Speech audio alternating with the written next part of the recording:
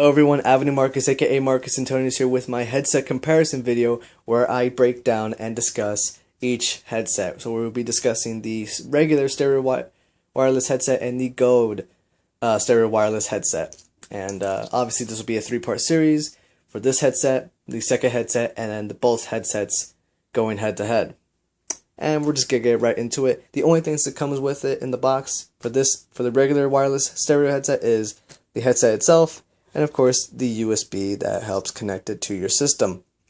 Now, comparably speaking, we can compare it to an American penny and a 50-cent euro. It's a decent size. It's not too bad, but it's still something. You know, obviously you'll have the light in the front that will tell when it's on or it's trying to connect to your headset. Worry about that later. Now the headset itself. I'm going to be breaking down various things that are good and bad. Let's start with the microphone. Microphone is a retractable piece, which is good. So if you're loud, you can kind of pull it away from your mouth. That way you're not disturbing anyone.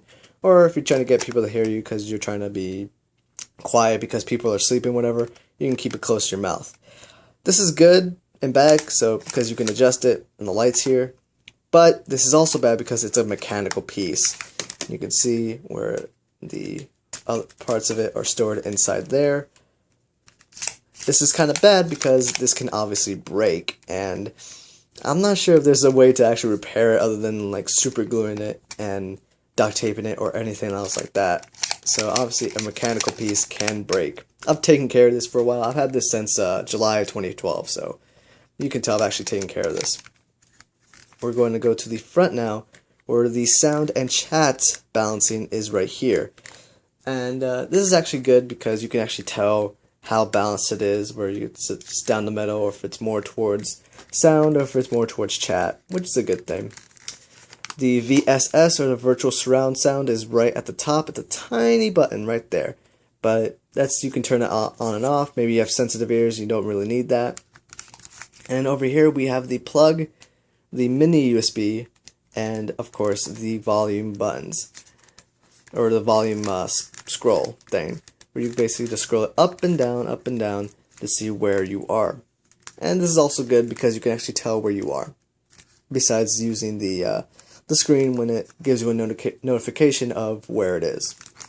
Obviously you can adjust it accordingly, which each side, so if your head's too big or too small, not a problem. The leather, in my opinion, is kind of not that great, comparably speaking, but it's still nice to have. The pad on top right here is actually really nice. It's one of the most comfortable things on this headset. But there's no way of storing it other than like hanging it somewhere. There's no way of making it smaller other than keeping both sides down, and even then it's kind of large, but you make do with what you can.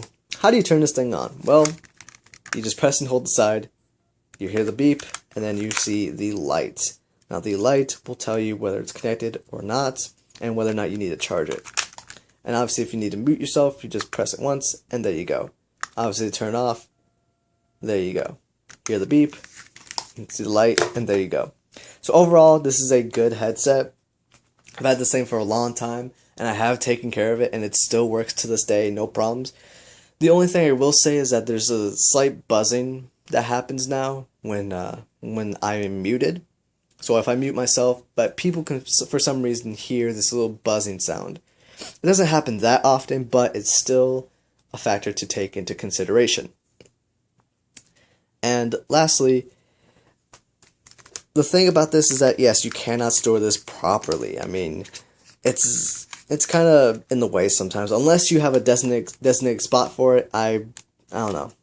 It's just not really my thing to have it just out there. But anyways, thank you all for watching part 1. Part 2 will be up next, and it'll probably be on the annotation on the screen.